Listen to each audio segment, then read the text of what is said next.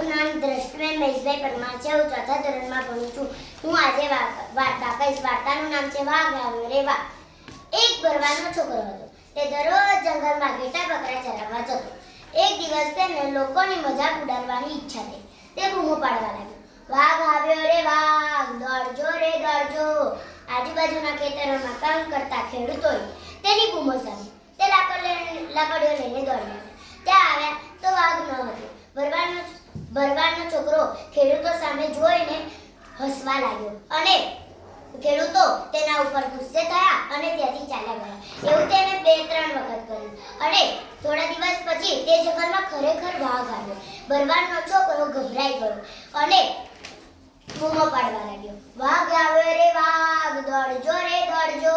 આજુબાજુના ખેતરોમાં કામ કરતા ખેડૂતોએ તેની બૂમો સાંભળી, પણ તોય તે છોકરાની મદદે ગયું નહીં. ભરવાડનો છોકરો વાઘથી બચવા એક મોટા ઝાડ પર ચડી ગયો અને વાઘ એક ઘેટાને ઉપાડીને ચાલતો થયો અને છોકરો તો ત્યાં રડતો જ રહી ગયો. નમસ્તે.